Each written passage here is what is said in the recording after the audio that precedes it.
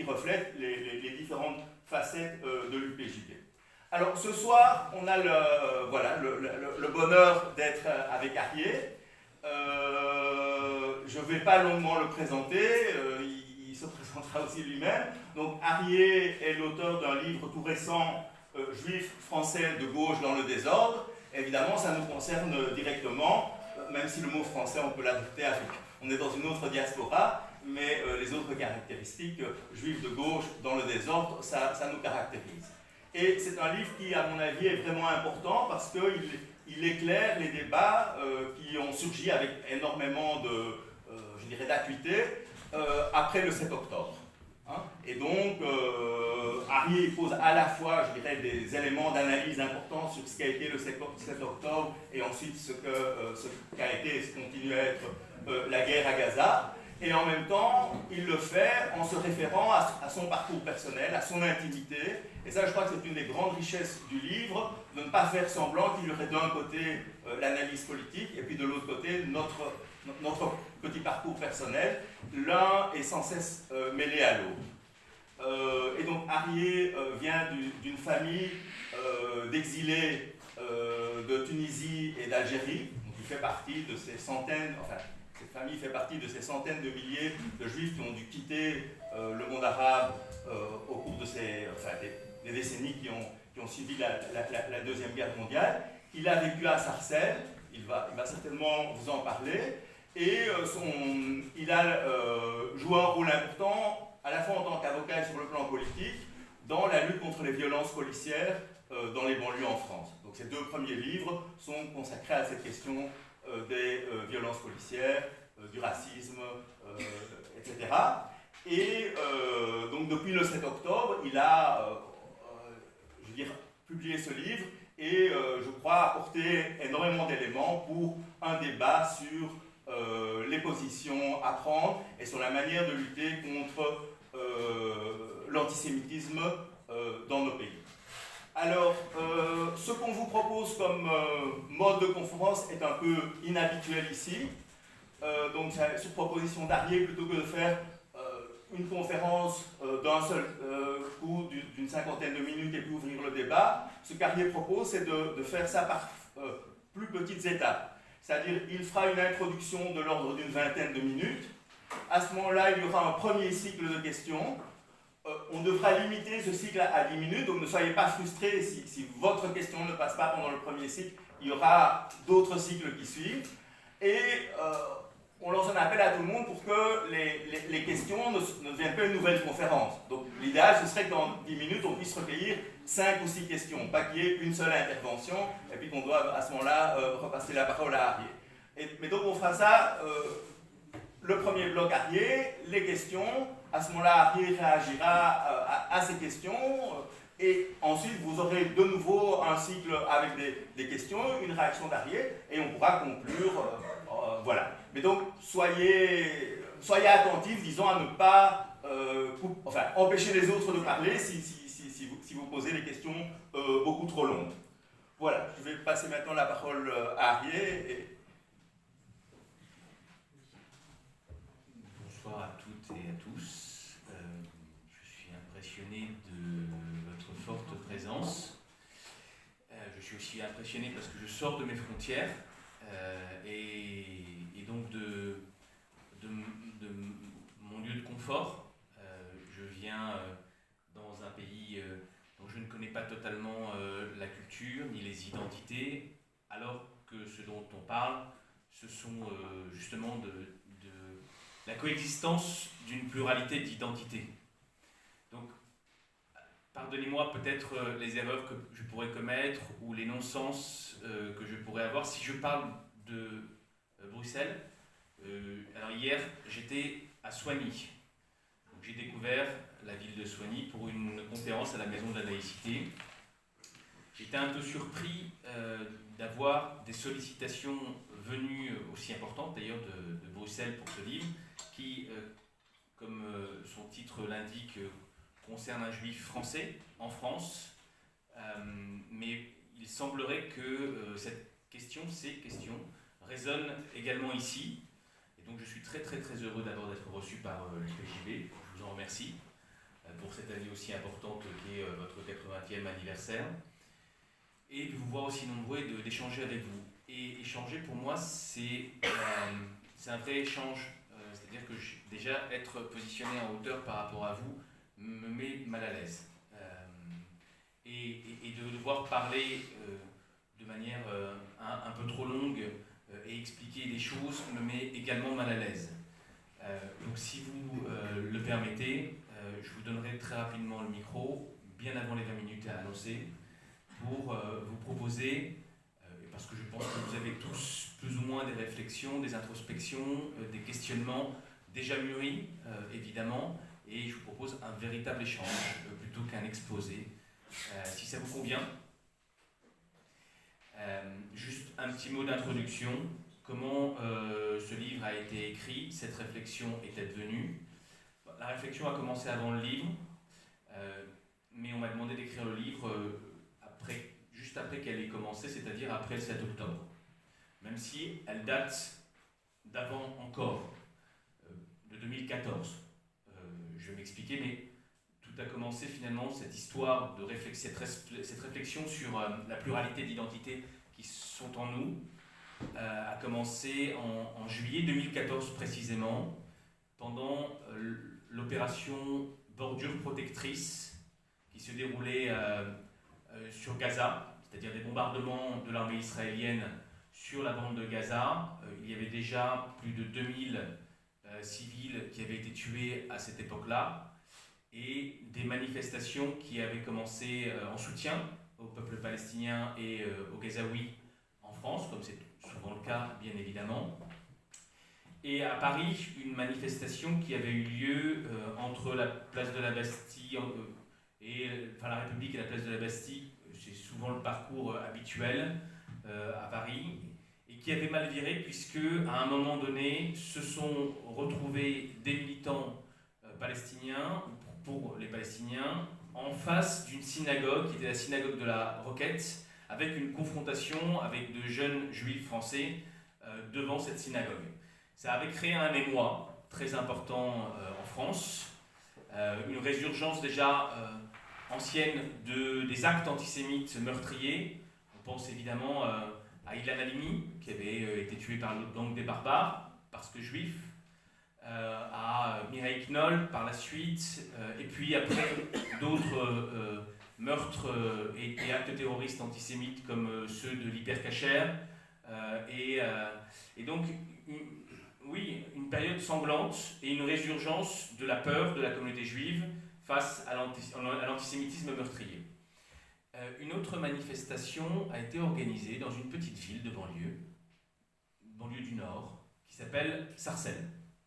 Je ne sais pas si vous connaissez cette ville, si vous en avez déjà entendu parler, mais c'est une ville qui a un fort potentiel symbolique en France. Parce que d'abord, c'était le premier grand ensemble de France avec beaucoup d'HLM. Et dans les années 50-60, se sont érigées plusieurs cités et grands ensembles, d'abord à destination des cadres moyens, des notables, avec des grands appartements. Les appartements à Paris étaient souvent soit chers, soit quelquefois insalubres. Et là, il y avait une proposition qui était faite à ces cadres supérieurs de venir vivre en banlieue dans un cadre plus ou moins idyllique.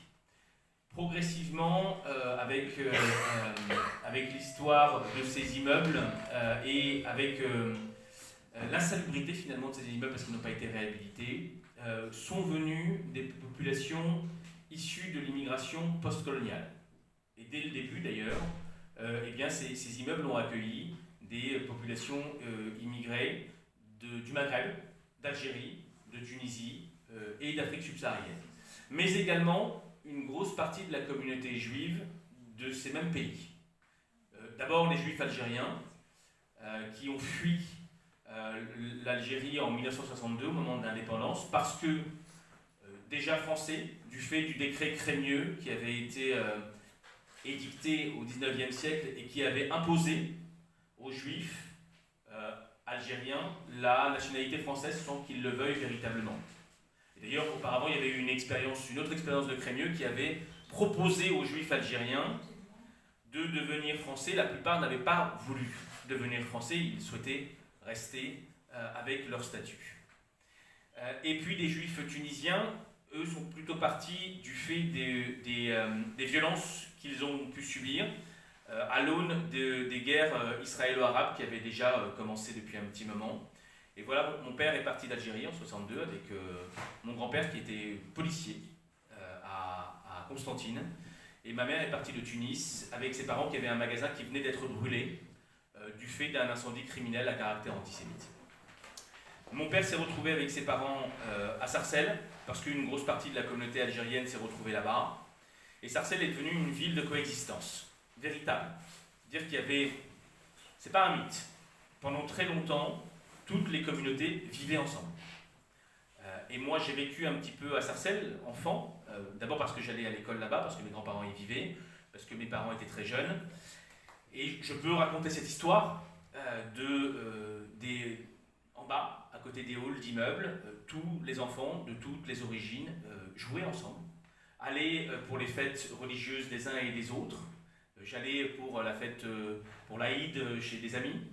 Ils venaient pour Shabbat ou pour après Kippour ou pour d'autres fêtes chez moi. Et on fêtait les fêtes ensemble. Et puis d'ailleurs, on avait souvent les mêmes plats, puisqu'on venait tous de la même origine, on mangeait tous le même couscous, le même miel, des mêmes gâteaux. Donc finalement, nos cultures étaient extrêmement semblables, sauf en ce qui concerne la confession. J'ai déjà été trop long, juste pour vous dire qu'en 2014, il y a eu cette manifestation qui a été organisée, puis interdite très rapidement, parce que le maire et le préfet ont considéré qu'après la synagogue de la Roquette, il y avait un danger et qu'il y avait un risque de violence. Cette interdiction a généré effectivement des violences. Je pense que c'est plutôt l'interdiction, trop rapide, parce qu'ils n'ont pas prévenu les gens et que c'est le jour même qu'ils les ont prévenus alors qu'ils étaient déjà là. Et donc, pas de dispositif de maintien de l'ordre et une émeute à caractère antisémite qui s'est déroulée dans la ville. Des magasins juifs visés, incendiés, brûlés, cassés, parce que juifs. Et donc, le caractère antisémite de l'émeute n'a pas fait de débat. Tout le monde l'a reconnu. Et évidemment, dans cette ville de coexistence, le laboratoire du vivre ensemble à la française, eh bien, ça a créé un émoi dans toute la France, parce que si ça ne marchait plus à Sarcelles, ça ne pouvait plus marcher dans le reste de la France. Et moi, je suis venu dans ce moment, dans un moment irrévocable, je faisais partie de cette communauté, j'allais à la synagogue avec mon grand-père, avec mon père, j'allais dans une école juive privée qui s'appelle Torah Temet, Ozara Torah, la même franchise que la synagogue Ozara Torah de Toulouse, où se sont déroulés les actes terroristes antisémites de Mohamed Merah, qui a tué des enfants et leurs parents. Et j'étais aussi avocat. Et en tant qu'avocat, on m'a demandé, j'ai pas trop réfléchi, je dois vous avouer, j'aurais peut-être dû réfléchir 2 secondes. On m'a demandé de défendre deux des personnes qui avaient été interpellées dans le cadre de cette émeute antisémite. J'ai pas réfléchi parce que j'avais aucune notoriété, aucune ambition politique, encore moins médiatique. Je n'étais connu que de mon cercle d'amis, de famille. J'avais une vie lambda.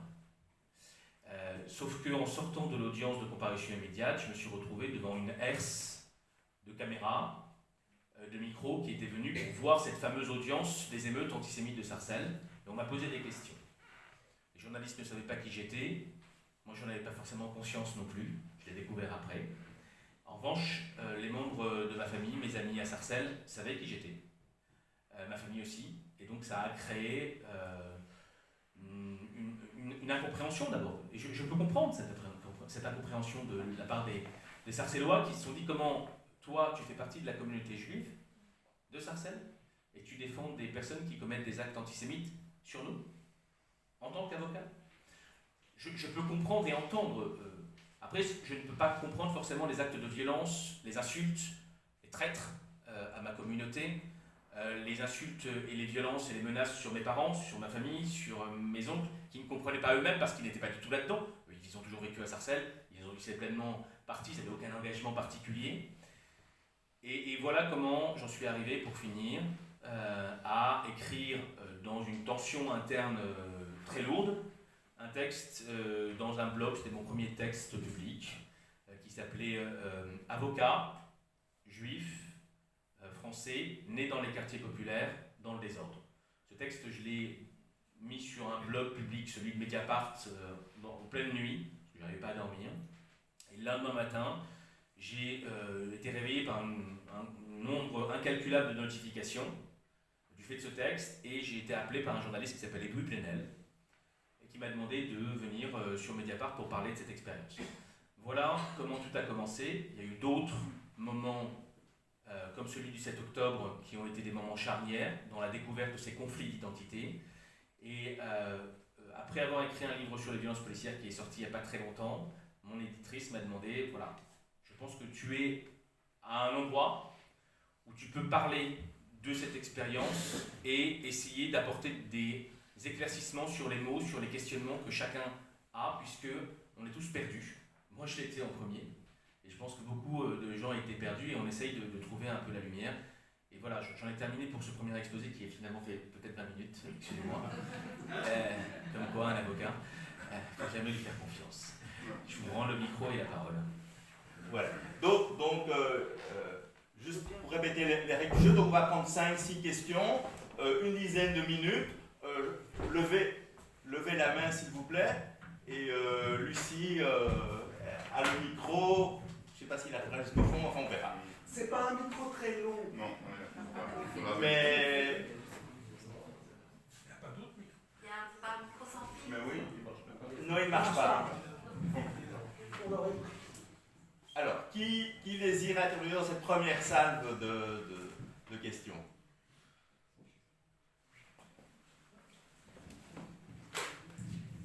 Si vous pouvez vous présenter. J'espère que je ne suis pas trop hors sujet, mais donc avec ma honte, j'ai pas, plus grande honte, j'ai pas lu le bouquin, votre bouquin, mais les violences policières, ça me parle, et j'en ai pas été victime moi personnellement, mais comment dire, enfin, moi j'ai aussi eu une espèce d'épiphanie. C'était, je m'excuse, je m'éloigne un peu, ça devait être le 1er avril du confinement en Belgique, du confinement strict à cause du Covid. Il y a une bande de fêtards qui a voulu faire un truc dans un lieu emblématique à Bruxelles qui est le Bois de la Cambre. Et le maire de Bruxelles, Philippe Claus, a envoyé la cavalerie et ça a fait des images affreuses.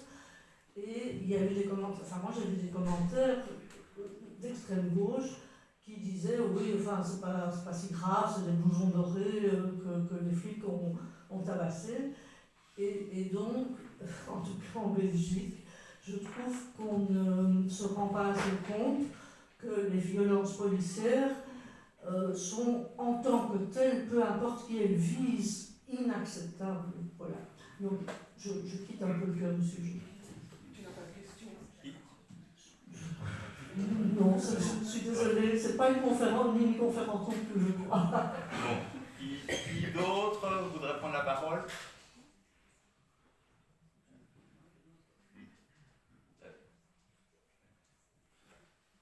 On peut continuer aussi, hein. Oui. Mais peut-être que vous n'avez pas forcément d'interrogation sur l'expérience de vie que je viens de vous donner. En revanche, cette expérience de vie, elle a entraîné, alors je vais vous en parler, un autre moment de charnière, c'est que après avoir été rejeté, exclu, le terme adéquat c'est kherem, l'exclusion de sa communauté.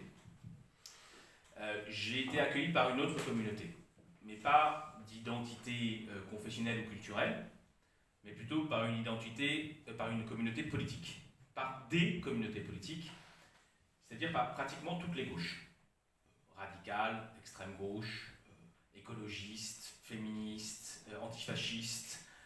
J'ai été accueilli par tout le monde, d'abord parce que ce questionnement était, semble-t-il, raisonné, comme ça résonne aujourd'hui, et j'ai pu défendre et devenir un militant politique, alors que je n'avais pas véritablement...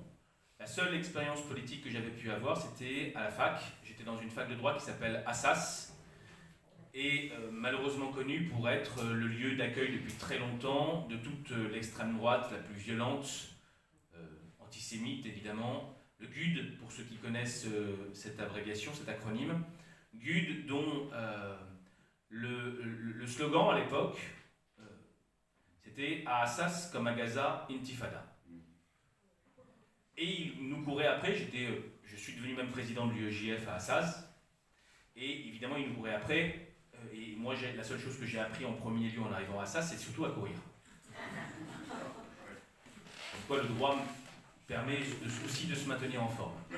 Et quelquefois à me réfugier dans les toilettes pour éviter d'être tabassé par les gudards et me retrouver face à des croix celtiques un peu partout, parce que évidemment c'était la culture. Les Le Pen ont eu et ont fait leurs études là-bas. Jean-Marie Le Pen, comme Marine Le Pen et comme bien d'autres. C'était le cœur de l'extrême droite.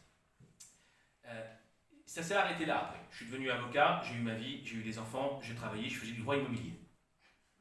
Il fallait que je fasse manger mes enfants et moi. Et après, j'aimais le droit pénal, donc j'ai fait beaucoup de droit pénal. Et donc j'en suis arrivé à défendre pratiquement tous les militants, notamment sur les violences policières. J'ai défendu Rémi Fraisse, la famille de Rémi Fraisse, ce jeune homme qui a été tué sur la zone de Sivins, à ZAD de Sivins, par une grenade tirée par un policier. Vous parlez des violences policières, vous pensez que c'est éloigné, mais en fait, il n'y a pas forcément d'éloignement. Parce que je ne pense pas que j'en serais arrivé là si je ne m'étais pas engagé dans cette cause qui est pour moi fondamentale et qui est aussi une cause, les violences policières, qui concernent prioritairement les personnes dans les quartiers populaires en France, parce que noirs et parce que arabes. Pas que, puisque après ça s'est étendu sur tout le monde, mais c'est là-dessus que je me suis engagé, contre le racisme, contre l'injustice de l'État sur une population précise, spécifiquement. Et donc j'étais au cœur de ce dispositif des gauches. Je suis même devenu, je ne le cache pas, l'avocat de Jean-Luc Mélenchon. Je ne le suis plus.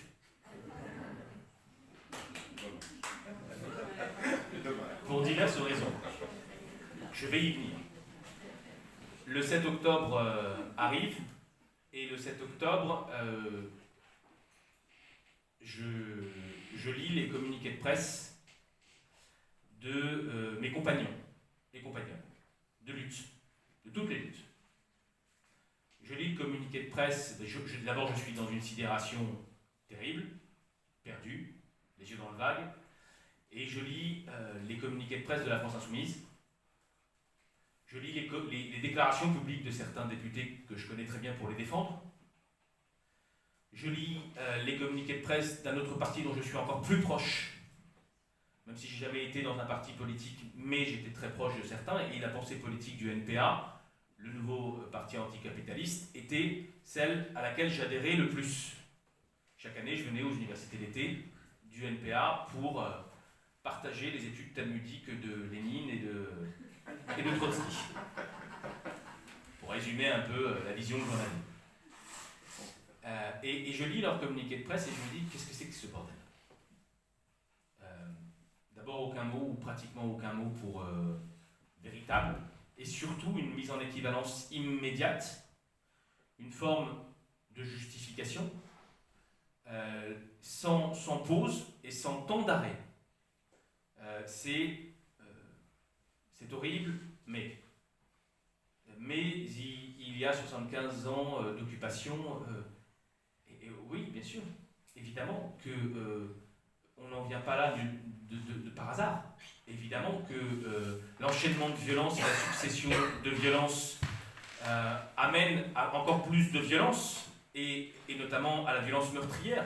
C'est une évidence, c'est une explication. Mais est-ce qu'on ne peut pas se poser 2 secondes et dire il y a 1200 personnes qui viennent d'être assassinées dans des conditions absolument atroces, éventrées, torturées, parfois violées, et se dire, voilà, il y a d'abord aussi l'humanité à prendre en considération et à avoir une forme de respiration.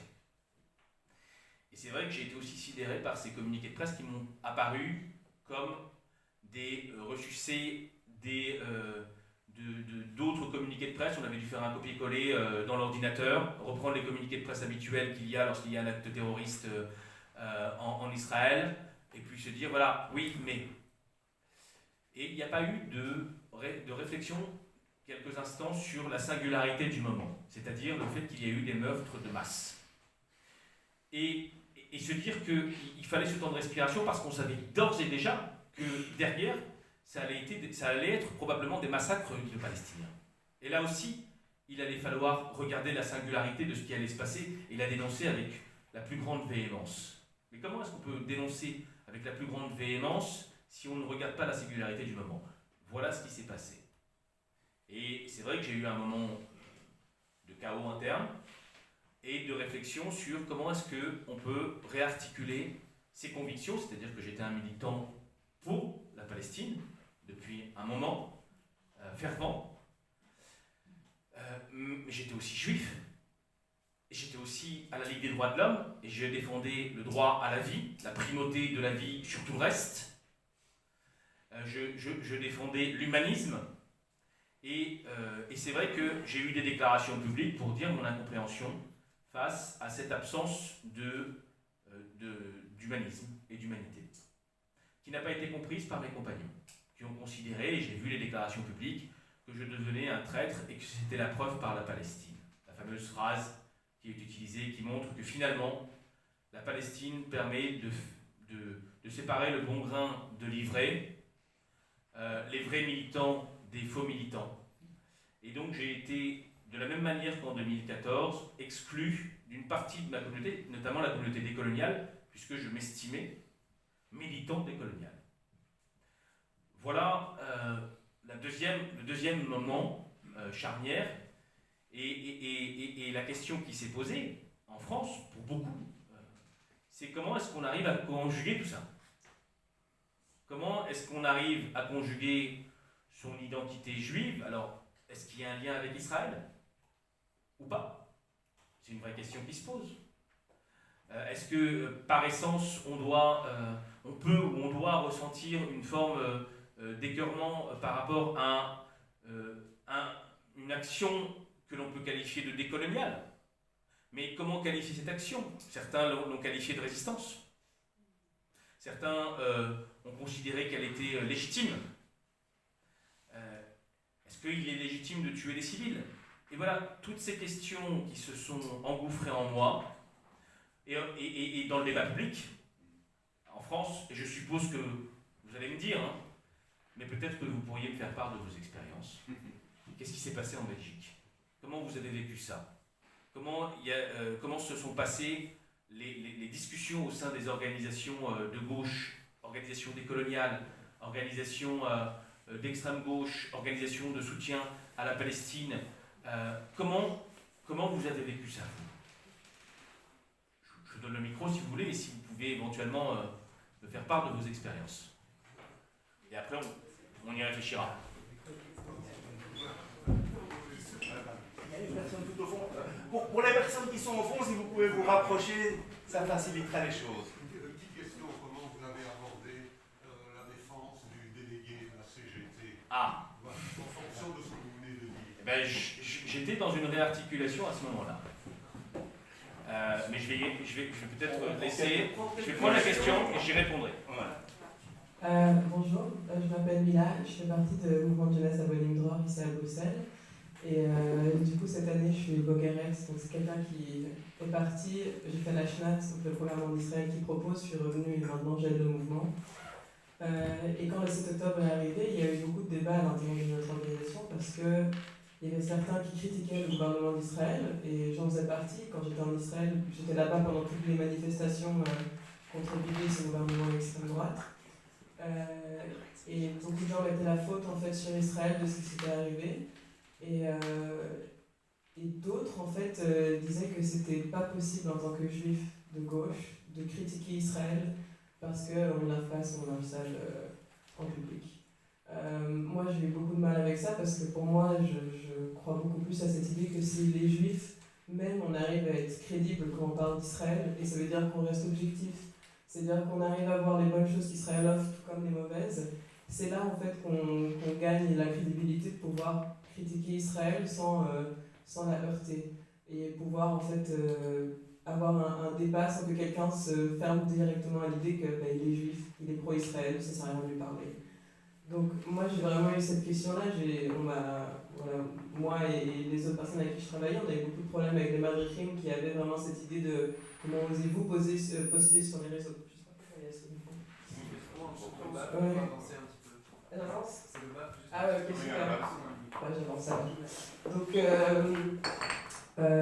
ouais, on a vraiment eu ce débat parce que ouais, ben voilà, donc je voulais savoir en fait ce que vous en pensez.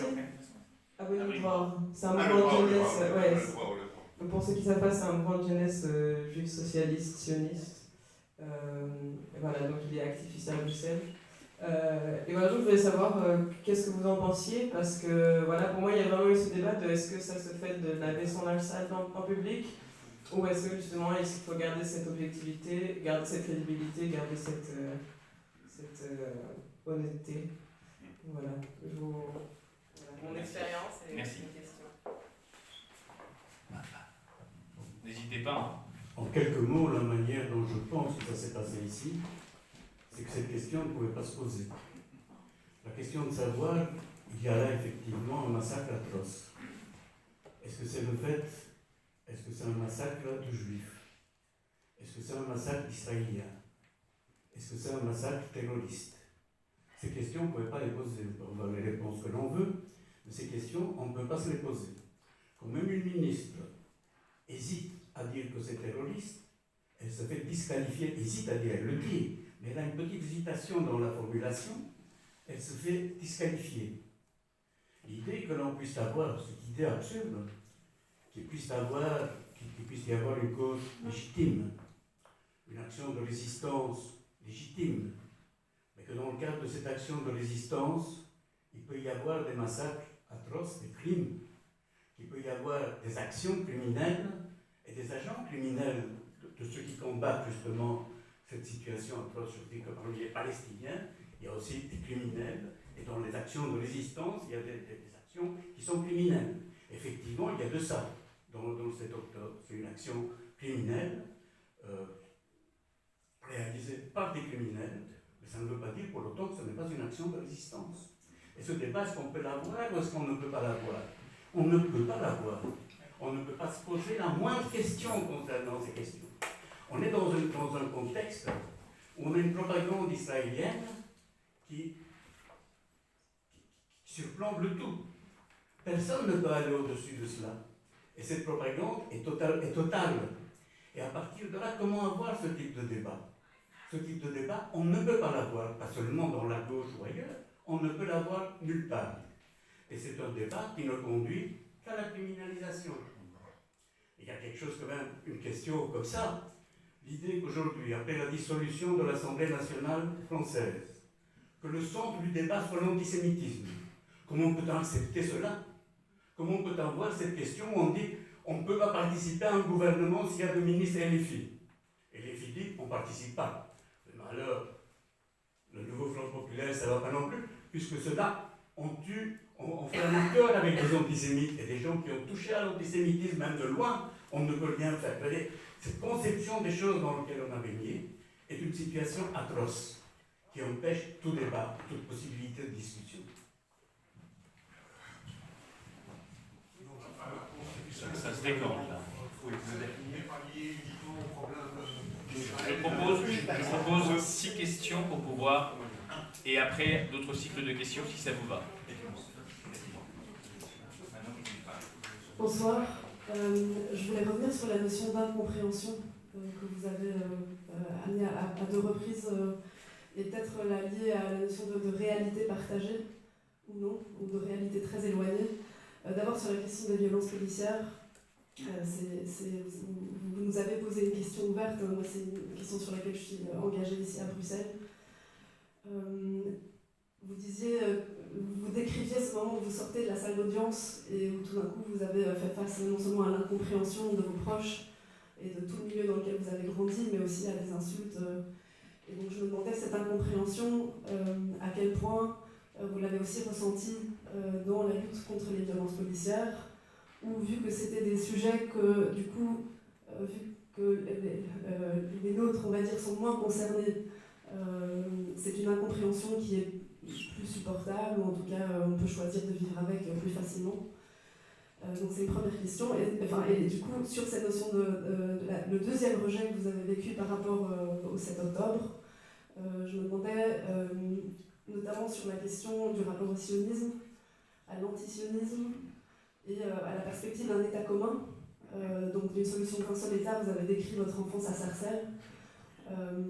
Voilà, donc je me demandais à quel point là, le fait de vivre des réalités parfois tellement lointaines que seule une lutte commune peut permettre de serait-ce que de deviner de ce que l'autre peut vivre. Quand je parlais de la lutte des violences policières, moi ce qui me frappe en travaillant aussi avec des jeunes qui sont énormément victimes de violences policières et la manière dont eux après peuvent aussi commettre des actes violents et le jugement qui peut être porté là-dessus, donc aussi de cette compréhension de la violence telle qu'elle peut s'exprimer dans notre société et la répression à laquelle qui est souvent la première réponse en fait, face à cette violence plutôt que la prévention et voilà, un avenir commun. Quoi. Une dernière question. Oui, mais par rapport, d'abord je trouve que c'est super chouette de nous poser la question pour comprendre aussi ce qui se passe en Belgique et les points communs. Mais comme Matteo l'a dit, c'est clair et certain qu'il y a des choses qu'on ne peut pas dire, il y a des choses, et lorsqu'on apporte tout simplement une définition du Larousse, c'est quoi le terrorisme, hein, parce que l'action du Hamas et des autres organisations de résistance armée, c'est une opération militaire au début, et avec des dérives de razzia et pas de pogrom, et des viols, des massacres, comme ça se fait dans toutes les guerres, et l'armée israélienne est assez responsable de pas mal de viols sur les populations palestiniennes ou arabes dans toutes les guerres. Mais par exemple ici, entre autres, d'abord une chose que je voudrais aussi dire, je trouve ça super chouette parce qu'il y a une jeune fille, peut-être grâce à vous, il fallait un Français qui vienne d'une autre organisation, un sioniste du Dror, il y en a peut-être d'autres, et je trouve ça quand même salutaire qu'il soit ici parce qu'il y a parfois des conflits dans nos organisations. Donc ça c'est déjà bien, mais par rapport à la manifestation, vous avez eu une manifestation et vous avez joué un rôle très important dans la lutte antifasciste, c'est essayer de les mettre dehors, comme Marine Le Pen a voulu aller à la manifestation contre l'antisémitisme et pour la République. Et en Belgique, comme souvent on imite les Français, il y a eu une manifestation uniquement contre l'antisémitisme. Parce que quand même manifester contre l'antisémitisme et pour la République, c'est la valeur de la République, et notamment contre tous les racismes. Et donc il y a eu une division, moi j'étais une totale minorité, il fallait parler à la manifestation parce que c'était organisé par l'extrême droite juive ou ultra droite, et c'était une récupération, une instrumentalisation. Donc il y a eu quelques conflits, même ici en interne, ça c'est une chose. Alors, donc les conflits existent. Alors, j'aurais une question, et je la pose tout de suite, et puis je vous parlerai juste 5 secondes de Sarcelles sur une note positive. C'est en France, j'ai l'impression depuis plusieurs années qu'il n'y avait pas d'équivalent vraiment du PJB, je me trompe peut-être, on pourrait me confirmer, il y avait l'Union des Juifs français pour la paix, et aujourd'hui il y a quand même toute une série d'organisations, les JGR, Jeunes les Juifs, Révolutionnaires, CEDEC, et d'autres encore, et Golem, etc. Donc là il y a quand même, moi je trouve que ça c'est une note positive, des organisations juives, non sionistes et sionistes qui se mobilisent auprès du peuple palestinien. Ça c'est une première chose. Et alors juste pour vous, moi j'ai lu votre livre cet été, que j'étais à Bordeaux, c'est évidemment hyper touchant parce que Sarcelles, ça évoque toute une série de choses pour nous, même si moi je suis ashkénaze et un peu c'est quoi, espagnol du côté de ma grand-mère et non juive, mais bon voilà. Et donc qu'on y allait ou on va à Belleville, c'est extraordinaire, et tout ce que vous avez dit, moi je l'ai vécu chaque fois que j'allais à Paris. Par contre, pour les notes positives, moi j'habite dans un petit Sarcelles à Bruxelles, qui était un ancien ghetto juif à la gare du Midi, donc à côté d'ici. Je pense dans les mètres carrés autour de moi, je suis le seul juif, et tout se passe très très bien avec les jeunes, que ce soit les jeunes de la mosquée qui me posent 25 000 questions sur la religion juive auxquelles je ne sais pas répondre. Mais ils sont hyper intéressés, on parle d'Israël, on parle de la guerre 40-45. J'ai jamais vu une population de jeunes aussi cultivée par rapport à d'autres jeunes que je fréquente comme prof et qui ne sont pas de la même origine. Et ça se passe bien. Ça se passe vraiment bien. On sait que je suis juif, ça se passe vraiment bien. Il n'y a vraiment jamais eu d'incident, jamais de note, avec des stéréotypes, etc. Mais on est là pour corriger. Donc ça, je crois que c'est important, mais quand même de dire, il faut essayer de retrouver ça. Alors peut-être c'est des histoires de population, c'est un quartier plutôt sarcelle, mais plutôt de juifs ashkénazes, dont beaucoup de boulons de boucheries cachères sont devenues des boucheries halal. Je ne sais pas si c'était le cas en France, mais à Bruxelles c'était le cas. Et donc ça se passe quand même, je trouve, relativement bien. Et juste pour terminer, je cachais souvent, parfois, pour éviter de tomber dans le piège de devoir me justifier par rapport à ce que mon armée fait aux Palestiniens, c'est souvent ce qu'on me disait, donc l'armée israélienne, et donc chaque fois devoir dire je n'ai rien à voir avec Israël, oui on a des liens, mais j'ai autant de liens avec la France ou d'autres pays, je ne disais pas que j'étais juif. Et bien, depuis que je le dis à l'école, ça se passe, mais c'est extraordinaire, il n'y a rien, je n'ai jamais entendu un mot de travers, ni rien, et ça se passe bien. Et donc je pense que aussi par rapport à l'après 7 octobre, c'est par exemple, il y a un bourgmestre, vous l'avez cité, le bourgmestre Philippe Claus de la ville de Bruxelles, qui dit il est inadmissible qu'un juif n'ose pas sortir dehors avec sa kippa. Non, c'est de dire il est inadmissible si un juif sort dehors, se fait tabasser avec sa kippa. Mais si lui n'ose pas, c'est son problème. Je veux dire, c'est vrai que c'est inadmissible, mais est-ce que c'est si dangereux que ça? Moi, je m'amuse souvent. Non, moi, je m'amuse souvent à suivre des hommes à Bruxelles qui portent la kippa dans les magasins. Je les suis.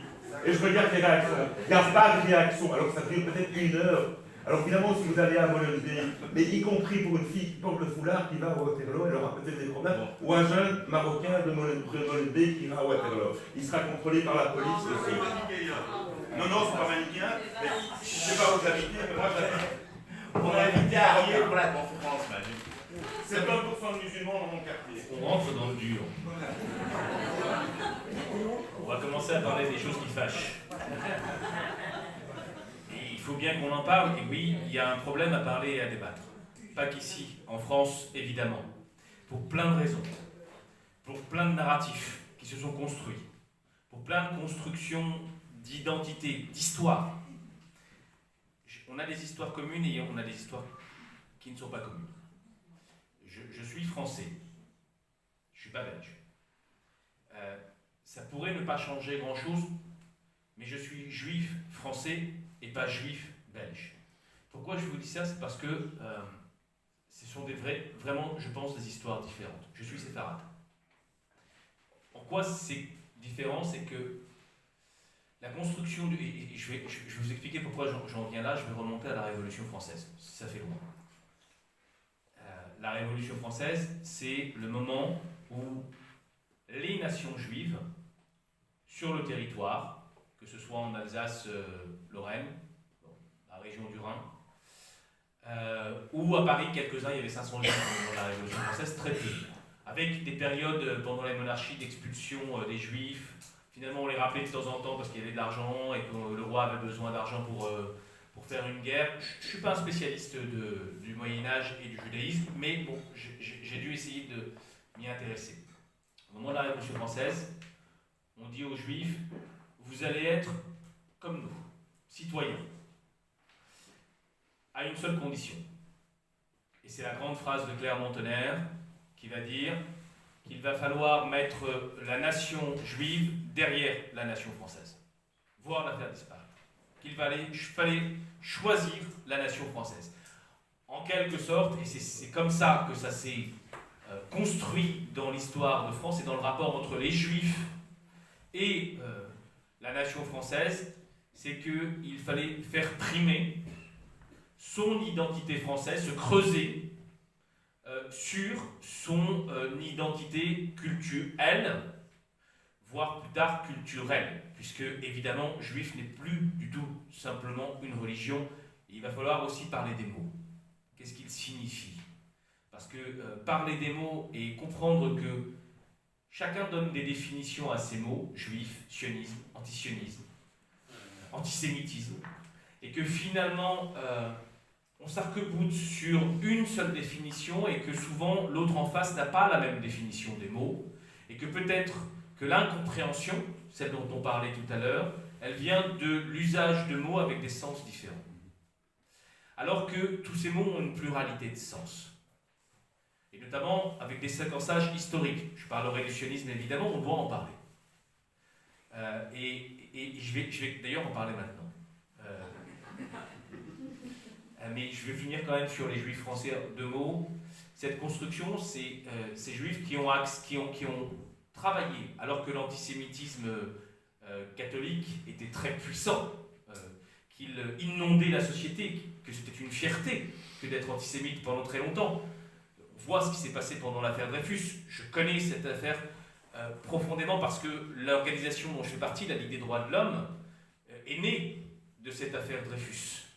Quelques hommes dans la salle des témoins, dans la cour d'assises qui jugeait Émile Zola pour le J'accuse, c'était en cour d'assises qu'on jugeait de diffamation à l'époque, se sont levés et ont dit il faut qu'on lutte contre cette attaque contre la République, cette attaque contre les valeurs de droits humains, cette attaque de la réaction de l'anti-république. Et ces quelques personnes se sont levées et ont créé la Ligue des droits de l'homme. Donc je suis, en quelque sorte, en tant que juif français, de gauche, né dans cette histoire qui est aussi importante et qui est toujours importante de l'affaire Dreyfus, où on a vu deux France s'opposer. Et juste un mot d'ailleurs, j'en parle souvent, j'ai découvert que Jean Jaurès, qui fait partie de notre histoire de gauche, était au départ anti-Dreyfusard, voire antisémite, voire qu'il portait un antisémitisme de gauche. J'ai découvert aussi en écrivant ce livre, écrire des livres ça permet de découvrir beaucoup de choses, parce qu'on a l'obligation d'aller lire et parce que j'ai été passionné par cette découverte, je me suis découvert à moi-même et mon histoire je l'ai découverte grâce à ça, peut-être. Mais j'ai découvert que Jean Jaurès, d'abord que le mot antisémitisme était né dans la bouche et dans les écrits d'un Allemand d'extrême gauche, Wilhelm Marr, qui a créé le mot antisémitismus et qui a créé une ligue antisémite. Pour vous dire qu'à cette époque c'était une grande fierté, voire un militantisme que d'être antisémite, et qui avait déjà pour vocation de renvoyer tous les juifs d'Europe vers Sion. Et l'antisémitisme, finalement, le mot en tout cas antisémitisme, est né là. C'était évidemment l'image de ces juifs usuriers, banquiers, cette usure qui est aussi le fruit de l'histoire d'exclusion et de l'interdiction des métiers, bien évidemment, puisque, vous le savez, les juifs n'avaient pas le droit de porter la rouelle, en France, peut-être en Belgique aussi, et n'avaient pas le droit d'exercer tous les métiers, sauf les métiers d'usure. Toujours est-il que, je fais beaucoup de digressions, mais vous allez voir où je veux en venir. On a demandé aux juifs d'être français, d'abord, et de renoncer à leur identité juive, en tout cas dans leur expression pure. Mais on a continué à être antisémite en France. Il y a eu des juifs d'État, notamment Dreyfus en était un. Et puis finalement, on leur a dit qu'ils n'étaient pas véritablement français. L'affaire de Dreyfus en est une. Et donc, les juifs se sont assimilés, ont tout fait pour s'assimiler. Il y avait d'ailleurs un mouvement d'assimilation politiquement, c'était une des lignes politiques des communautés juives. Il y avait même, j'ai découvert que le consistoire israélite en France recevait les croix de feu pour montrer leur assimilation en tant qu'anciens combattants. Il y a toute cette histoire de l'assimilation. Au même moment où le CRIF, le consistoire, l'organisation représentative des Israélites de France, naissait et portait dans ses statuts l'idée sioniste. Et ça, peu de gens le savent, mais dès les premiers statuts du CRIF, l'idée sioniste était déjà là, présente dans leurs statuts. Je vous dis tout ça parce que la construction des Juifs françaises, elle a beaucoup évolué. Moi, je viens d'une famille séfarade qui est arrivée et qui est née, qui a vécu son identité juive, notamment dans l'antagonisme aux populations du Maghreb. Parce qu'ils ont quitté l'Algérie et la Tunisie, soit au moment de l'indépendance, dans la violence, soit au moment des guerres israélo-arabes, et évidemment l'histoire des juifs et des musulmans du Maghreb, qui était un même peuple, avec des identités confessionnelles différentes, a été entachée aussi avec la naissance de l'État d'Israël en 1947 et 1948. Donc ce que je suis en train de vous dire, c'est que l'identité des juifs français, notamment des séfarades, elle est née aussi dans le rapport aux musulmans, aux maghrébins, et elle est née dans le rapport aussi à l'État d'Israël. Autant en France, la plupart des juifs français, notamment ashkénazes, et même en 67, au moment où le général de Gaulle va avoir cette phrase profondément antisémite, disant, parlant du peuple sûr de lui et dominateur, eh bien, il y a eu d'ailleurs un renversement de l'histoire du judaïsme. C'est Raymond Aron qui va dire à ce moment-là que le général de Gaulle allait créer une nouvelle histoire et du judaïsme français et de l'antisémitisme français. Je vous dis tout ça parce que cette construction fait que les juifs français comme moi, on est nés dans un lien à Israël très particulier. Je parle des juifs séfarades. Que beaucoup de nos familles sont allées aussi en Israël. Aujourd'hui, moi, toute ma famille vit en Israël. Et moi, je suis né je suis né politiquement dans la même organisation que vous, madame, à la Bonin Dror, qui est une organisation sioniste, chaloutzik, socialiste. Un peu moins à l'époque socialiste, ou en tout cas pas du tout communiste comme l'était la Shomer HaTzaïr. La Shomer HaTzaïr qui a beaucoup évolué, qui l'est encore un petit peu moins. Il y a eu un recentrage vers la droite de la Bonin Dror quand elle existe encore, en France pratiquement plus, et de la Shomer HaTzaïr. Mes filles sont à la Shomer HaTzaïr, et évidemment les discussions sont un peu houleuses avec mes filles aujourd'hui. Et vous voyez, ce sont des histoires intimes et de construction intime. Et donc, moi, je suis né dans cette histoire du sionisme. Et pour moi, l'avenir, quand j'étais un jeune adolescent, après avoir découvert et le sionisme à la Bonin Dror, mais également le socialisme, ma découverte de la gauche, de l'idéal socialiste, c'était à la Bonin Dror, avec mon madrich qui nous montrait la pyramide de Borokhov, qui l'inversait sur un papier et qui nous expliquait que finalement la société pourrait être inversée du jour au lendemain. Il y avait quelque chose de magique dans ce retournement d'une feuille de papier qui permettait d'inverser les classes sociales. C'est là-dedans que je suis né. C'est là-dedans que j'ai découvert mon identité politique de gauche et mon identité juive sioniste. Les deux étant intimement liés, imbriqués, et dans la possibilité même de les dissocier. C'est pour ça que je pense que c'est un peu différent du judaïsme américain, par exemple. Le judaïsme américain, il n'avait pas forcément besoin, et il n'y avait pas forcément de lien aussi intime avec Israël, parce qu'une histoire du multiculturalisme avec une acceptation du judaïsme américain, qui est un judaïsme à part entière. Alors qu'en France, ce n'était pas le cas. On nous a demandé de nous fondre dans ce creuset. Et donc, ce lien avec Israël est totalement différent. On peut vivre juif en Amérique ou aux États-Unis avec sa propre culture. Juif français, c'est pas évident. C'est même... le lien aujourd'hui est vraiment très fort. Et moi, donc j'ai vécu ce sionisme et je devais aller vivre en Israël. Et d'ailleurs, j'ai passé pratiquement 4 mois par an pendant que j'étais étudiant en Israël. Et j'ai eu un autre clash dont je ne vous ai pas parlé. Ce clash personnel, ce conflit d'identité, c'est que pour moi, j'allais être un nouveau juif, ce juif sioniste qui allait vivre dans un autre pays et plus du tout le juif français que j'avais été. J'aspirais uniquement à ça. C'était l'aboutissement de ma vie. Et j'étais à Jérusalem, à Arad Sofim, dans les méonotes de l'université de Jérusalem. C'était des appartements avec des étudiants. Je passais 4 mois par an là-bas. Et le samedi, tout est fermé à Jérusalem, parce que c'est Shabbat. Et donc je vais dans la vieille ville, dans le chouk, à côté de la porte de Damas. C'était un endroit que j'adorais parce qu'il y avait une très belle lumière. Il y avait une spiritualité très puissante. Et je rencontre au fur et à mesure des Palestiniens, résidents. Pourquoi ? Parce que, vous savez, il y a des statuts différents en Israël. Vous avez des Palestiniens israéliens qui ont à la fois la nationalité et la citoyenneté, les deux étant dissociés en Israël. Vous avez sur votre carte d'identité votre nationalité qui est une nationalité religieuse, c'est-à-dire l'islam, le judaïsme, le christianisme, à tel point que vous ne pouvez pas vous marier entre religions et confessions différentes, puisqu'il n'y a qu'un mariage religieux. Vous ne pouvez vous marier que devant le rabbin, que devant l'imam, que devant le prêtre, catholique, chrétien, orthodoxe, mais vous ne pouvez pas vous marier entre vous parce qu'il n'y a pas de mariage civil.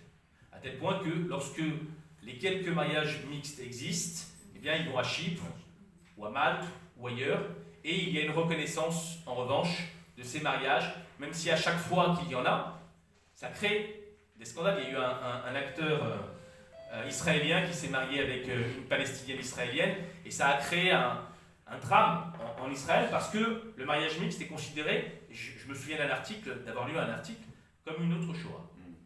C'est terrible, les mots qui sont utilisés.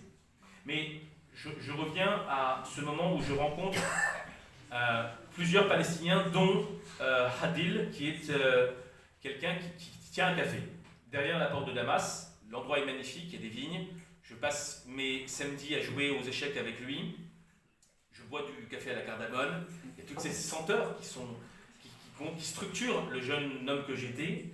Et je parle avec lui progressivement et il m'explique que lui, sa famille, ses ancêtres, ses aïeux ont toujours vécu là. Mais qu'il n'avait pas ni la nationalité, ni la citoyenneté israélienne, puisque les Palestiniens de Jérusalem sont de simples résidents. Ils ont un statut de résident. Ils n'ont même pas la citoyenneté israélienne, liée notamment à la guerre de 67 et à l'occupation, ou en tout cas à la reprise de Jérusalem au moment de la guerre de Jérusalem-Est, au moment de la guerre de 67, par ces deux figures qui vont avoir un rôle éminent par la suite, d'abord Moshe Dayan, mais surtout Yitzhak Rabin. Puisque on voit d'ailleurs l'entrée en 67 devant le mur des lamentations de Yitzhak Rabin, un homme de guerre, et Moshe Dayan à Jérusalem. Je reviens avec l'histoire de Hadil. À ce moment-là, il m'explique sa vie. Et là, j'ai une confrontation avec le réel. Pas ce qu'on m'avait appris à la Bonne Bror, pas ce que j'avais lu dans les livres, pas l'image que j'avais fantasmée de mon sionisme obligatoire. Je vois que, en même temps, je suis étudiant en droit à Assas, j'étudie le principe d'égalité, j'étudie le principe de laïcité, qui est un peu différent en Belgique d'ailleurs, ce sont des histoires différentes, mais qui implique qu'il est improbable en France, dans notre esprit, qu'il puisse y avoir sur une carte d'identité la religion qui soit indiquée. C'est déjà en soi quelque chose de discriminant et de discriminatoire et qui est contraire au principe d'égalité. Et je suis aussi dans cette tenaille, dans ce conflit entre ce que je suis en train d'apprendre en tant qu'avocat, de ces principes qui font mon histoire française, et cette histoire israélienne qui est une histoire de la discrimination et de la distinction entre des personnes, voire entre des personnes qui ont toujours vécu là et qui ne sont pas chez eux alors qu'ils sont chez eux. Alors oui, à ce moment-là, et après il faudra qu'on parle des mots, mais je vais vous rendre un petit peu la parole quand même, j'ai renoncé à ce que moi j'appelle être sioniste. Mais évidemment, le mot sionisme, il a plein de significations. Et il faut voir la signification du mot sionisme en fonction des moments d'histoire. J'ai tendance à dire que je suis sioniste jusqu'en 1948. C'est-à-dire que je ne remettrai jamais en cause l'existence de l'État d'Israël. Et que je combattrai ceux qui veulent le détruire en tant que nation, ou voire en tant que nation qui est constituée avec des écoles, avec des gens qui y ont vécu, avec toutes les nouvelles générations qui y sont nées, et qui ont une culture, et qui s'estiment israéliens, et que aujourd'hui, les débats qu'on a encore plus forts depuis le 7 octobre, ce sont des débats sur l'existence même de l'État d'Israël. Je ne suis plus sioniste depuis ce moment-là, parce que j'ai dû choisir entre plusieurs identités. D'autres me disent que je suis sioniste. Et d'ailleurs, mes amis décoloniaux m'ont dit, finalement, c'est sioniste de gauche. Et je ne veux même pas me justifier ou m'expliquer en leur disant que, pour moi, le sionisme, c'est terminé en 1948, donc aujourd'hui qu'il y a un État, et que ce que l'on appelle sionisme aujourd'hui, c'est du sionisme religieux, c'est de l'expansion, c'est du colonialisme, c'est de l'occupation, c'est de l'horreur. Je ne veux pas avoir à me justifier ou à m'expliquer, parce que finalement, ce sont des mots qui sont figés dans une seule définition. Et je crois aujourd'hui que quand on parle de ces mots, et l'incompréhension, et on va y venir sur les mots, monsieur, vous avez parlé des mots de résistance. Ce qui se passe, je pense, c'est que en France, ce qui s'est passé, c'est qu'on n'a pas compris le ressenti de la communauté juive. Et le lien, même s'ils ne sont pas forcément, ils ne veulent pas aller vivre en Israël, la plupart des juifs français, pas tous, la plupart, ont un lien avec Israël quel qu'il soit. Moi, j'ai renoncé à être sioniste, mais j'ai conservé un lien avec ce pays. Et en plus, en termes juridiques, parce que là, on peut passer aussi sur un autre registre, les mots ont un sens et il faut le leur donner. Est-ce que ce qu'a commis le Hamas, vous voyez, la simple prononciation est sujette à discussion. Je le prononce en hébreu, Hamas. Et on m'a demandé dans un des débats, le premier, sur ce livre, mais vous êtes sioniste parce que vous prononcez le mot Hamas avec le H et non pas le H.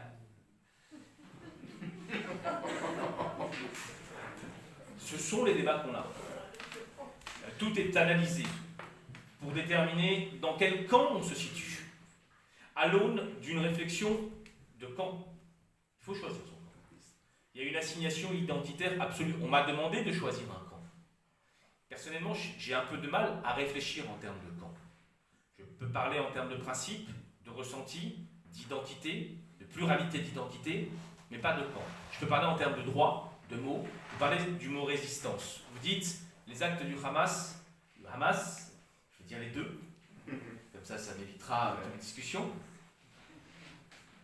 sont évidemment des actes criminels, mais ce sont des actes de résistance. Le mot résistance est défini juridiquement par des conventions internationales de droit de la guerre.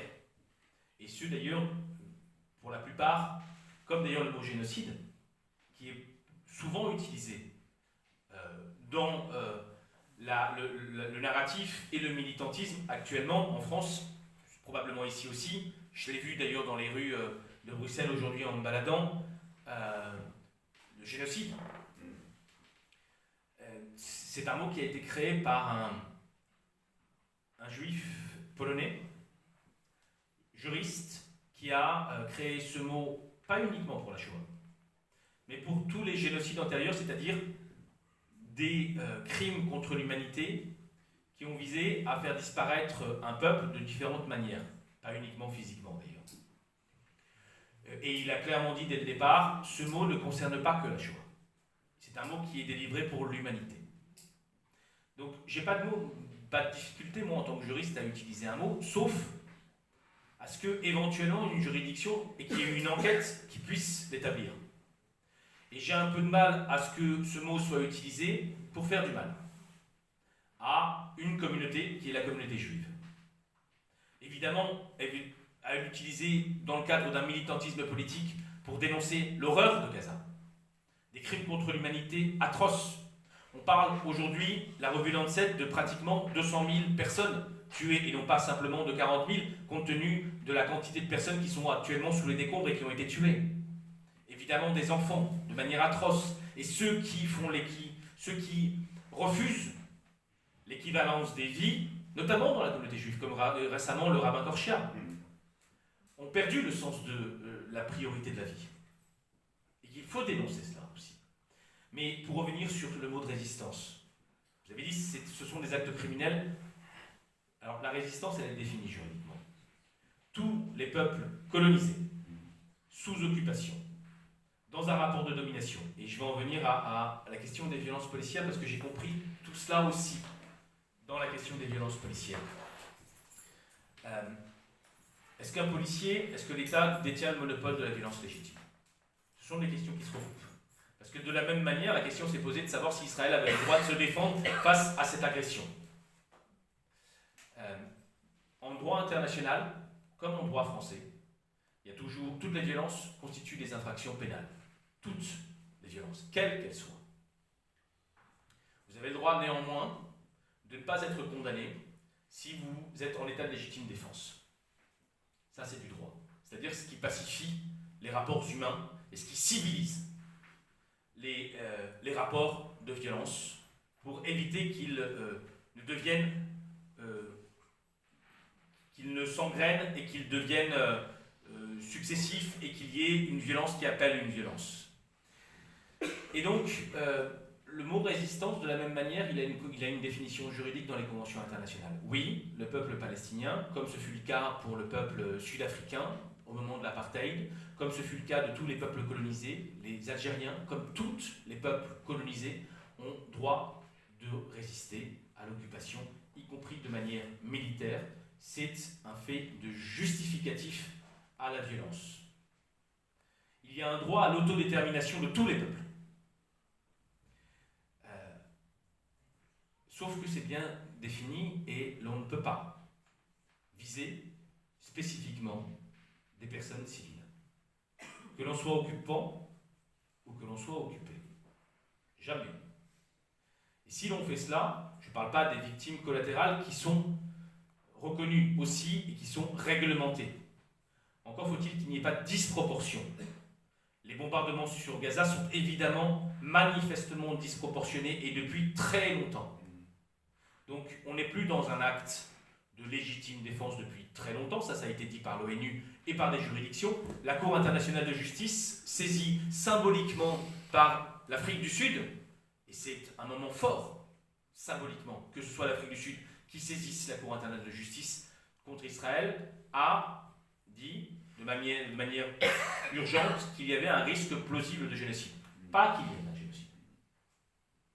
Peut-être que l'histoire et les juridictions, et pourtant les plus grands spécialistes du droit pénal international, disent que c'est extrêmement difficile de qualifier une situation, y compris en Serbie.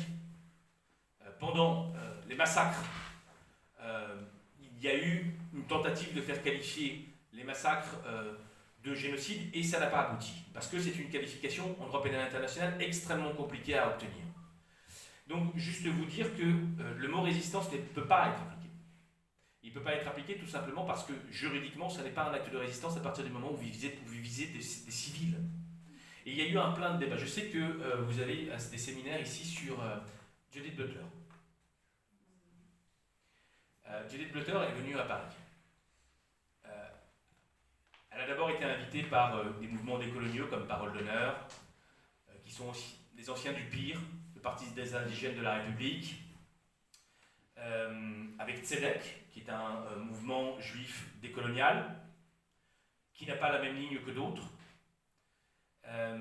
et par d'autres mouvements, des antifascistes. Il y a eu un regroupement dans une conférence d'abord qui a été annulée par la mairie de Paris parce que la présence d'Ouria Boutelja, qui est l'une des figures du mouvement décolonial en France, d'un des mouvements décoloniaux, parce qu'il y en a plusieurs, avec des lignes politiques différentes, était présente et organisait cet événement avec Judith Butler qui était attendue par beaucoup de gens parce qu'effectivement c'est une figure juive, mais c'est aussi une figure intellectuelle importante et sur le féminisme et sur la question des violences et de la reconnaissance des violences mutuelles.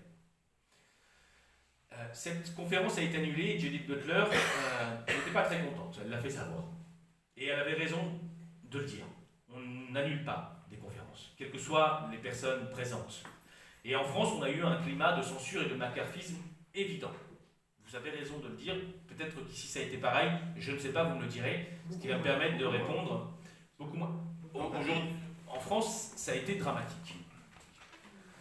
Et ça a été dramatique à tel point qu'il y a eu d'abord une succession de poursuites pour apologie du terrorisme, qui est une infraction très large, qui consiste simplement à avoir un jugement favorable sur un acte terroriste, quel que soit le lieu du terrorisme. Évidemment, le mot terroriste, déjà en soi, pose beaucoup de questions, parce que c'est un mot qui est à la frontière du politique et du droit. C'est un mot du dominant, de l'occupant ou du pouvoir en place, souvent. Mais c'est aussi un mot qui a un cœur, qui est celui de viser des civils pour créer un climat de terreur. Et ça Ça existe partout, c'est le minimum commun du mot terroriste, quelles que soient les intentions politiques quand on utilise la qualification de terrorisme. Ce que je veux vous dire, c'est que Judith Butler est arrivée à cette conférence, et je pense qu'elle n'était pas très contente. Et donc, elle a clairement utilisé 3 mots. Que les actes du Hamas n'étaient pas des actes de résistance, premièrement. Que ce n'étaient pas des actes terroristes.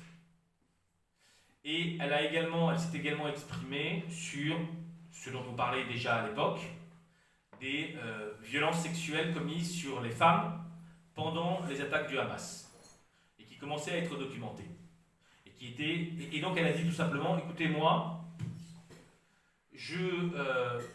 tant qu'on ne m'aura pas apporté la preuve, j'attends qu'on m'apporte la preuve. Pourquoi pas, hein, mais j'attends qu'on m'apporte la preuve. Et évidemment, de la part d'une femme qui a porté l'intellect et l'idéologie féministe, et évidemment le MeToo, qui a pour paradigme de croire, d'abord, avant même d'obtenir les preuves et que la justice ne s'en charge, c'est vrai qu'on a pu se poser la question de savoir pourquoi Judith Butler, là, décide d'inverser le paradigme, s'agissant des femmes israéliennes.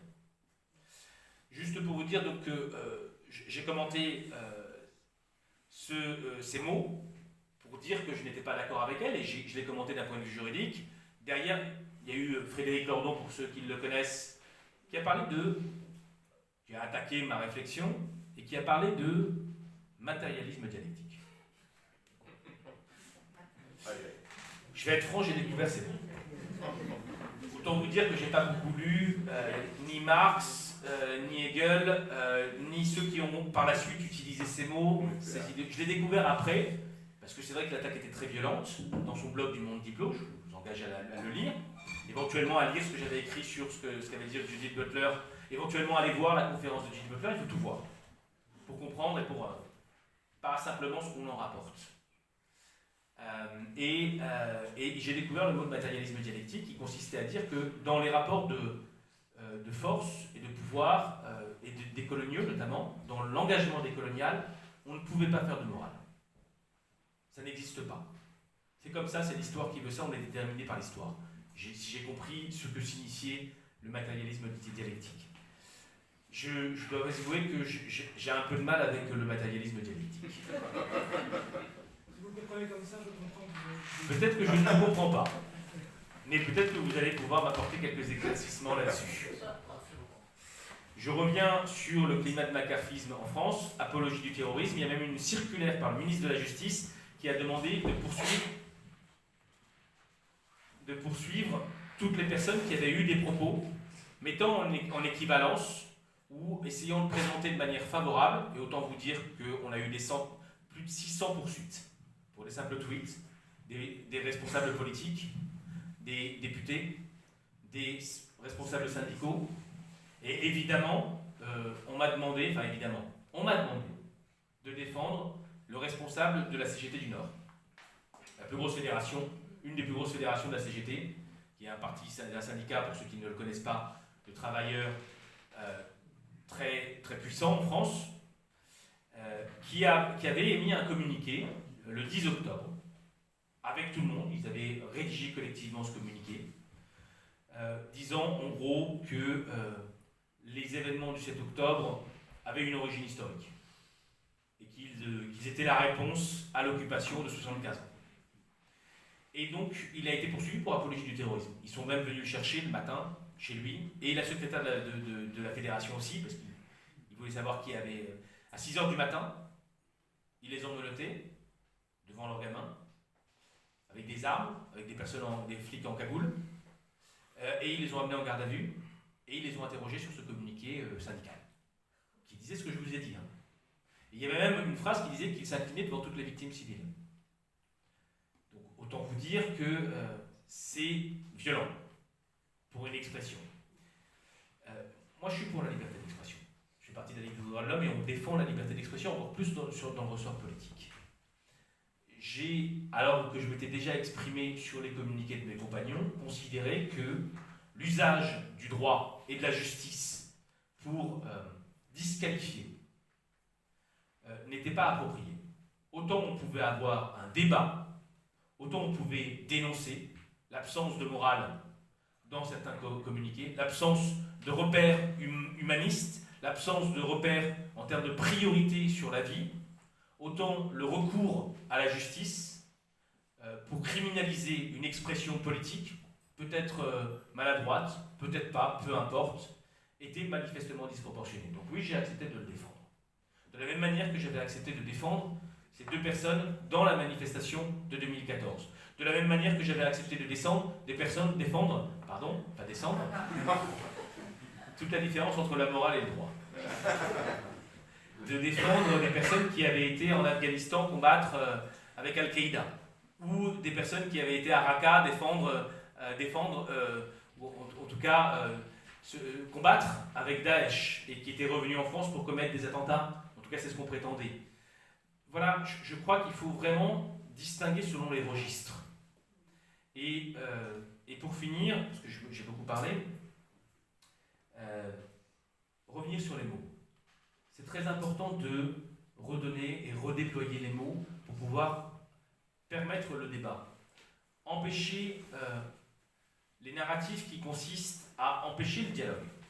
Même quand le dialogue est maladroit, même quand on considère qu'il n'est pas admissible.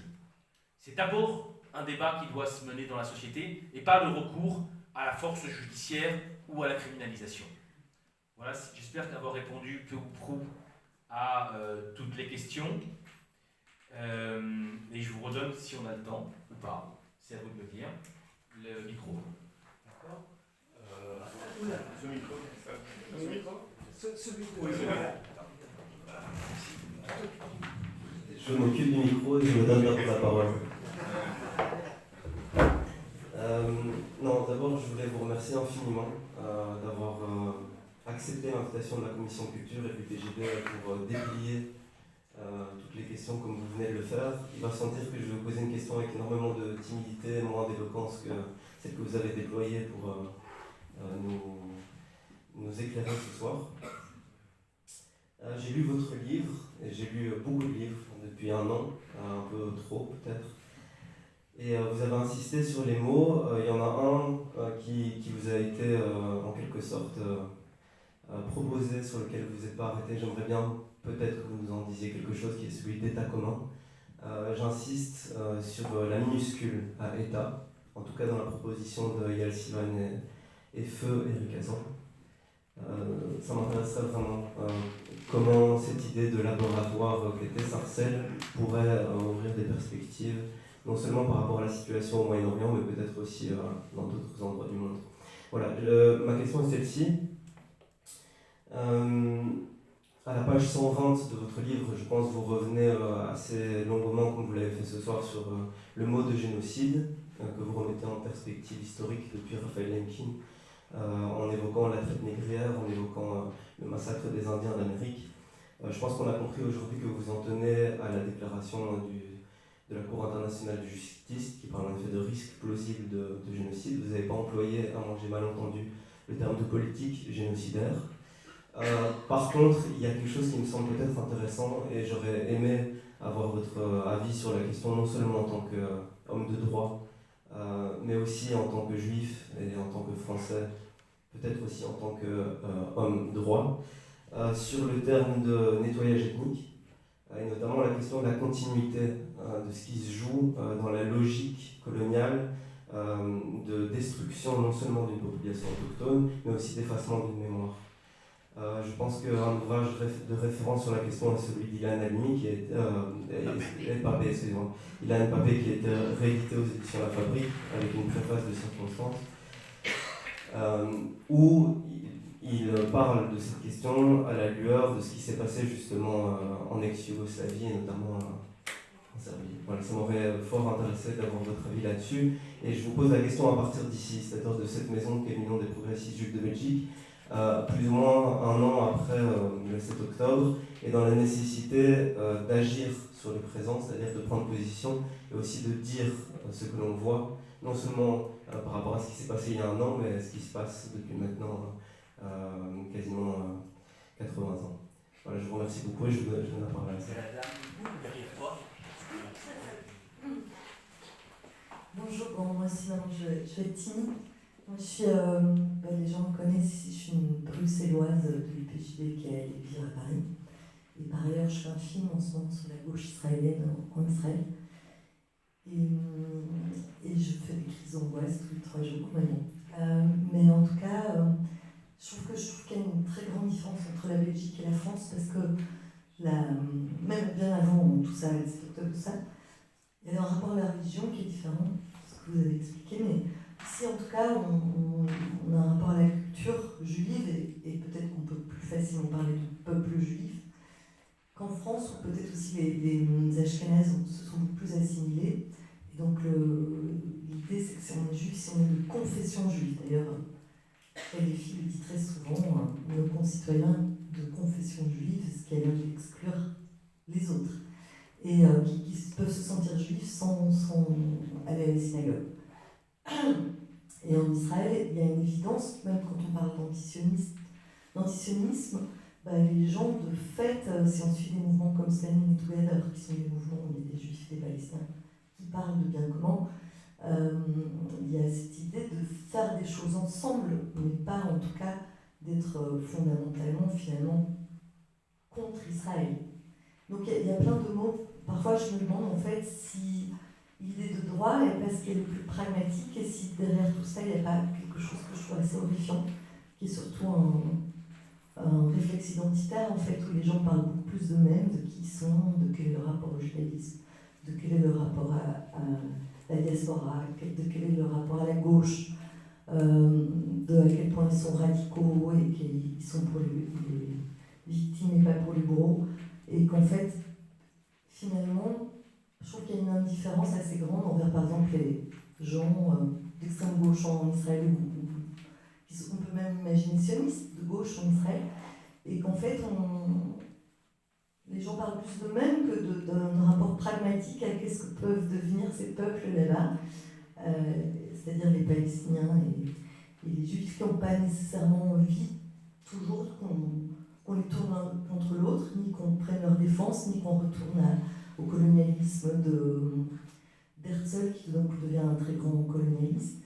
Et en fait, moi ce qui m'angoisse le plus, c'est le fait que j'ai l'impression que des valeurs assez simples d'humanisme ou de pragmatique, c'est-à-dire qu'on va faire la paix avec des gens qui pensent peut-être pas comme nous, qui n'ont peut-être pas des valeurs aussi gauchistes que les nôtres, ou aussi pures, mais que en fait, c'est ça la paix en fait, c'est de l'état commun là, même dans la même phrase, c'est l'état commun et en même temps c'est un état colonialiste. Donc l'état commun c'est aussi un moment de prendre acte, même s'il y a du colonialisme, comme il y en a comme la France, c'est un pays qui est encore aujourd'hui extrêmement colonialiste, et on n'a pas parlé des Kanaks alors que c'était en même temps.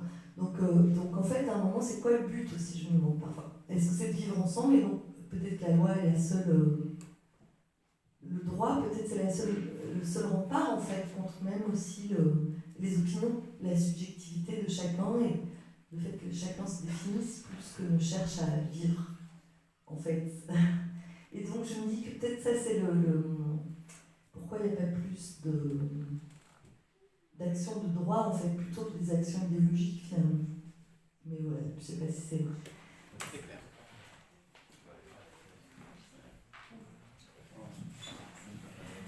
Moi, je voudrais revenir sur un terme qui est celui de résistance, auquel vous donnez une définition juridique, très bien, mais moi, je pense au mot résistance dans le sens commun, et si on voit quelle a été, peut-être pas la motivation, mais en tout cas le vécu des gens qui ont fait ces attaques, là, je suis 100% d'accord, qui sont abominables et qui sont criminelles, est-ce que c'est... Moi, j'ai aussi le sentiment que c'est un acte de résistance. Et ça me vient déjà d'un moment où j'ai visité avec l'association belgo-palestinienne la Palestine, et où je me suis dit, à l'énoncé de tout ce que ces gens vivent, et alors de ce qui est un sociocide tel que l'a défini Marianne Bloch, je crois, je dis, mais moi, si j'étais là-dedans, c'est tout à fait possible que je devienne aussi terroriste. Voilà. Je voudrais d'abord dire une petite chose à Manu. Je voulais dire quelque suis pas du tout d'accord avec ce que tu as dit sur l'absence d'antisémitisme dans les rues. Je pense. Pardon, bref. Je voudrais me distancier de ça, en tout cas. Je voudrais me distancier de ça. Je pense que l'antisémitisme est très présent et ressurgit beaucoup dans le cadre actuel. À Bruxelles aussi, même si jusqu'à présent ça n'a pas donné des actes meurtriers, mais il y a du boulot. Ouais. Ceci dit, je voudrais maintenant vous interpeller, monsieur. Donc, moi j'ai 25 ans de plus que vous. Je suis un juif ashkénaze, de mère allemande, de père polonais. J'ai toujours vécu à Bruxelles. J'ai un rapport à Israël beaucoup plus distant que le vôtre parce que j'ai de la famille là-bas, mais c'est de la famille lointaine, donc une partie que je ne vois plus. J'ai fait quelques voyages là-bas. Et c'est le premier voyage que j'ai fait. Donc j'ai été élevé dans une famille sioniste, mais pas militante, le sionisme de l'ère du temps, quoi. Et qui m'ont mis dans un mouvement sioniste, mais pas Halutzik. Donc c'était le centre communautaire laïque juif qui existe toujours, qui est tout près d'ici. J'ai été enfant dans ce mouvement-là. Je suis devenu moniteur du mouvement de jeunesse, moniteur dans leur colonie de vacances. Mais quand j'ai eu 14 ans, ils m'ont emmené en Israël pour la première fois. Et c'était en 1967. En fait, le voyage a été décidé avant la guerre des 6 jours. Et quand la guerre a éclaté, nos moniteurs nous ont envoyés manifester dans les rues en criant « Israël vivra ». J'ai crié avec eux, j'avais 14 ans. Et 2 mois après, je suis parti en Israël. Les 10 premiers jours, nous avons vécu dans un kibbutz de gauche, en Galilée, à Choufet. C'était génial. Et puis après, on a commencé à nous promener dans tout le pays. C'est là que j'ai découvert qu'il n'y avait pas que des juifs dans ce pays. Puis on nous a amenés sur le plateau du Golan, où on a vu des villages déserts, en partie détruits. On a vu beaucoup de dégâts, je vais passer très vite. On est passé à côté d'un énorme camp de réfugiés sous tente à l'époque. On est passé devant le mur des lamentations où j'ai vu un énorme tas de pierres. Je me demandais ce que c'était. Nos moniteurs israéliens nous ont expliqué que c'était ce qui restait du quartier maghrébin. Voilà, bon, enfin bref. Tout ça m'a bouleversé. Et quand je suis revenu, j'ai commencé à lire énormément. Et au bout de quelques mois, j'étais plus sioniste.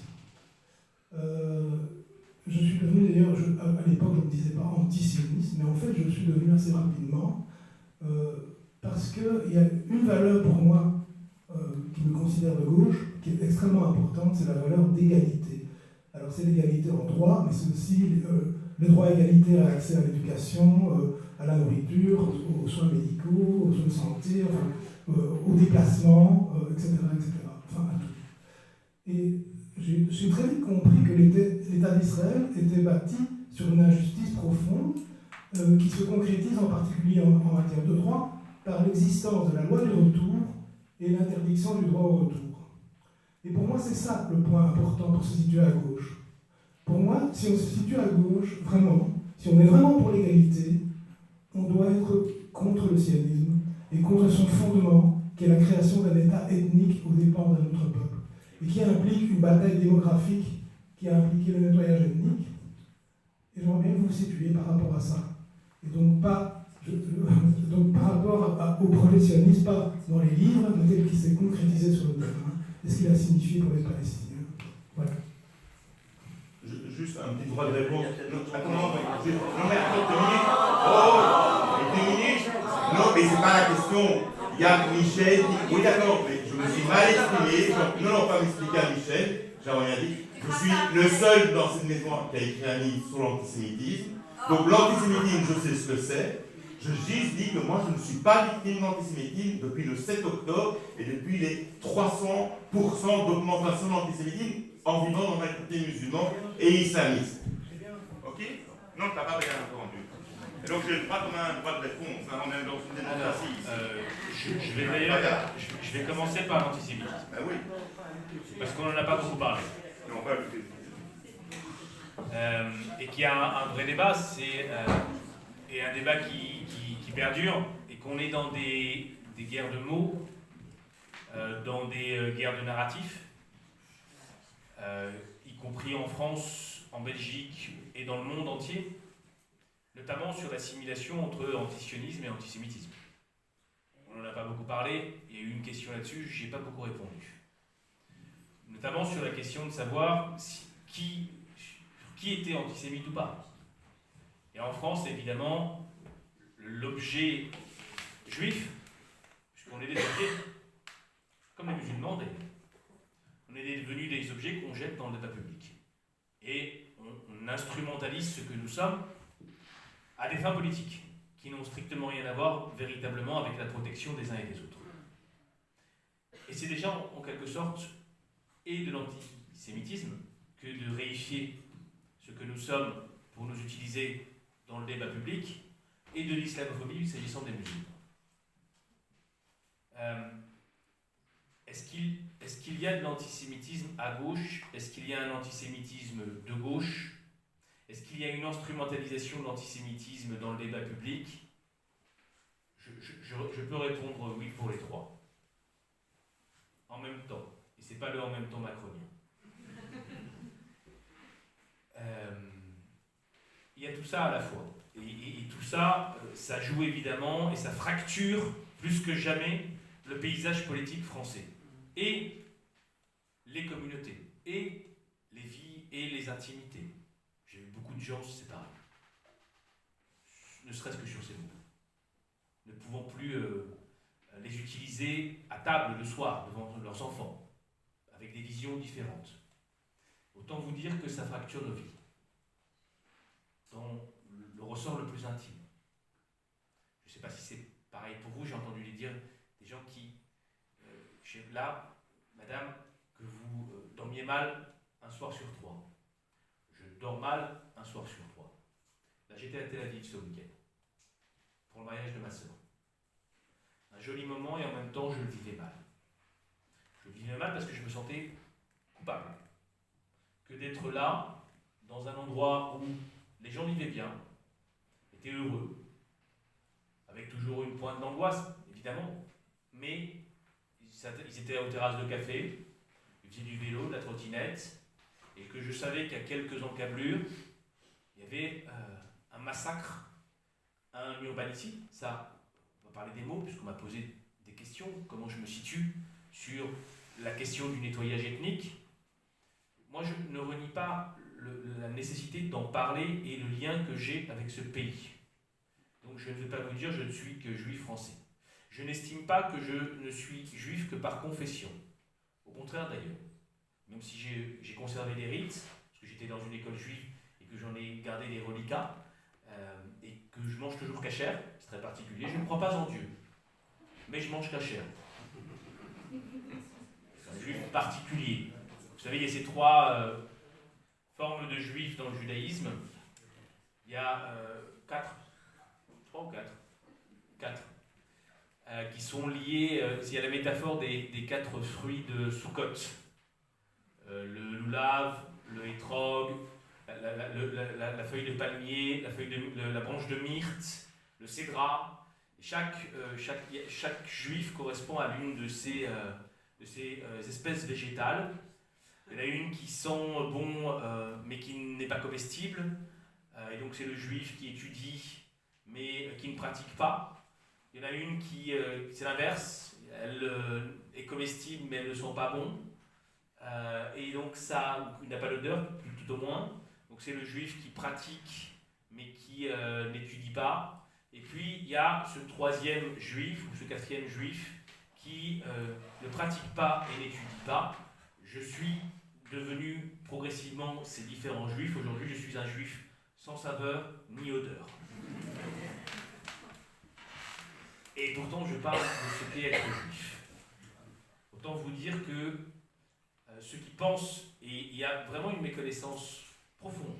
Et je pense que souvent l'antisémitisme, il est lié aussi à une méconnaissance, à une non-volonté de connaître et à des paroles qui sont jetées parce qu'on est responsable politique, sans savoir de quoi on parle. Et quand effectivement, et vous l'avez bien dit tout à l'heure, des responsables de la France Insoumise ou d'autres, même des écologistes, Marine Tondelier a dit, lorsqu'il y a eu l'attentat avorté sur la synagogue de la Grande Motte, il y a à peu près 2-3 semaines, a parlé de confession pour définir ce qu'était être juif. Vous voyez, même des personnes qui ont des bonnes intentions ne savent pas forcément ce que ça signifie. Et oui, juif, ça veut dire plein de choses. Vous avez des juifs qui ne croient pas, qui ne pratiquent pas, et qui se sentent juifs, et qui se disent juifs. Et il y a des gens, des juifs dans l'histoire, qui ne se savaient pas juifs et qu'on a définis comme tels. Évidemment, avec l'Allemagne nazie et avec Vichy. On les a désignés comme juifs, parce qu'ils avaient un grand-père juif. Donc autant vous dire que ramener ce qu'est être juif à une simple confession, c'est une erreur profonde, et d'ailleurs ça a des impacts dans le débat public, parce que ça implique dans un narratif, notamment décolonial, de dire on peut être juif et ne pas avoir de lien quelconque avec Israël. Oui, c'est vrai qu'on peut être juif et n'avoir aucun lien quelconque avec Israël. D'ailleurs, c'est très subjectif. C'est sa propre construction, c'est son propre rapport, c'est sa propre histoire.